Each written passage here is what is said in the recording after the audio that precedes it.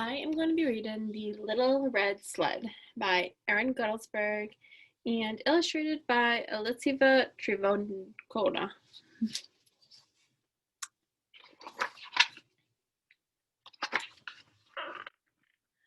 In a quiet corner of a cozy Christmas shop, there was a little red sleigh as bright as Christmas morning. She wasn't very big and she wasn't very fast, and she was very young for a sleigh. But deep inside her strong, sweet heart, Little Red had a big dream. She longed to become Santa's big red sleigh. Everyone in the shop told Little Red that her dream would never come true. It's impossible. She was too small, too slow, and much too young. She couldn't fly, they said, so how could she possibly be Santa's sleigh? Little Red wondered if these things might be true. Was she too small, too slow, too young? But she believed deep in her heart that she could fly. Through the sky she would soar like a bird. She could learn anything. She could be anything. And this Christmas she was going to prove it. She would travel to the top of the world, find Santa Claus, and show everyone what she was made of. So, as winter fell, Little Red went north. Her journey was very difficult. She dragged herself through mud and grime. She crossed rickety bridges and braved treacherous paths. Soon she started to worry she wouldn't make it to the North Pole before Christmas. Then she found some train tracks. "Where are you headed?" asked a friendly train. "The North Pole," said Little Red. "Off to see the big man, huh? We'll climb aboard," puffed Train. Little Red hopped onto the train and they chugged quickly down the line. "You have so many cars," Little Red said. "I wish I were as big and fast as you." "I always wasn't so big or so fast," said Train. "When I started out, I had just two stock cars. I worked up and down these tracks for a long time before they gave me a third. Then I earned a fourth, a fifth, and so on." "Oh, I can't wait to be as big as you," said Little Red. Train laughed. "Be patient, little sleigh. Life builds up one car at a time." As they steamed north, the ground gradually changed from soft rolling hills to vast icy mountains. After many, many miles, Train slowed down and stopped at a station. "This is as far as I go," he said, "but over that ledge you'll find Yellow Truck. He can help you go further." "Oh, thank you," said Little Red. As he slid over the hill, she saw a bright yellow truck, loaded with Christmas trees. "Hello," said Little Red Sleigh. "Can you show me the way to the North Pole?" "Happy to," Yellow Truck said. "I'm heading that way myself to deliver these Christmas trees to the big man. Hop on." In the truck, Little Red snuggled between trees, surrounded by the sweet scent of pine. Yellow Truck drove down a narrow road, rounding curves, dodging holes, and gliding smoothly over bumps. "Wow," said Little Red. "I wish I could drive like you do." "Well now," Yellow Truck said, "I wasn't always so. Used to be, no one thought I could make deliveries. Then one winter, I took a load of trees up north. It was just a few.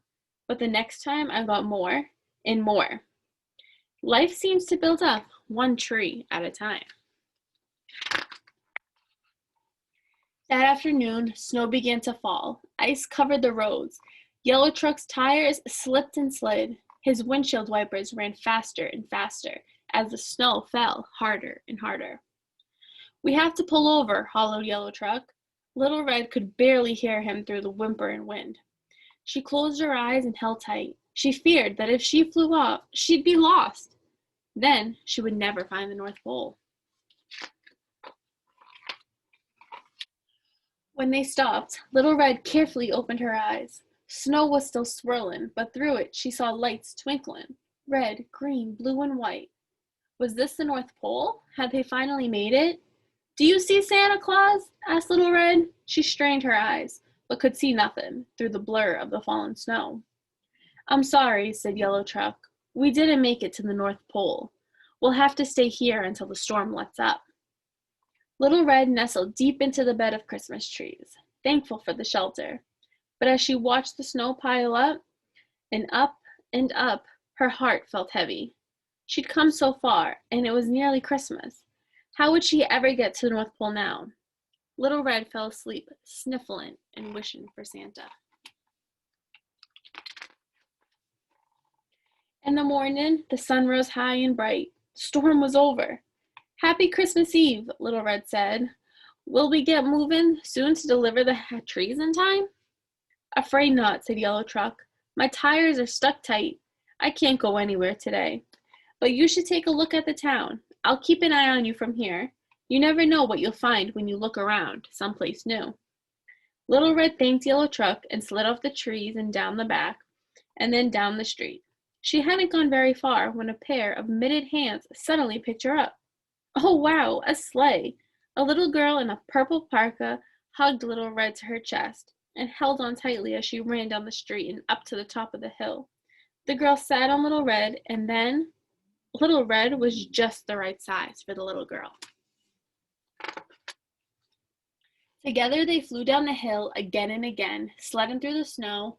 Soon the other children joined in. Little Red played all day, helping each child soar through the air, watching their faces light up with joy. "This is what it feels like to fly. I'm doing it," said Little Red, her heart bursting with pride. At supper time, the girl in the purple parka brought Little Red back home.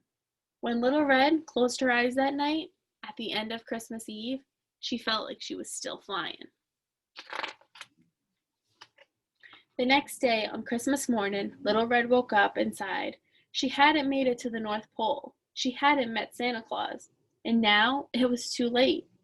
Little Red was so disappointed, she started to cry. But then she noticed a small red envelope tucked beside her, and it was addressed to her. "Dear Little Red, Christmas is a time for giving. Each year I deliver treasures to children around the world, hoping to bring them joy. But sometimes I need a little help.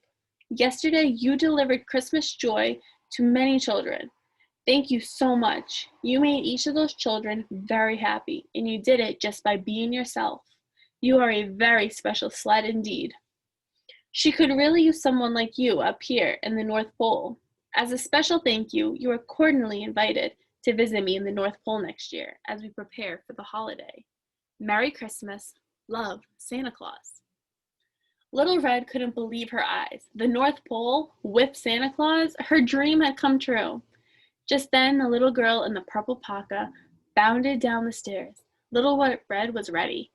She at least understood what she was meant to do. She would build her life up, spreading joy, one child at a time. Merry Christmas.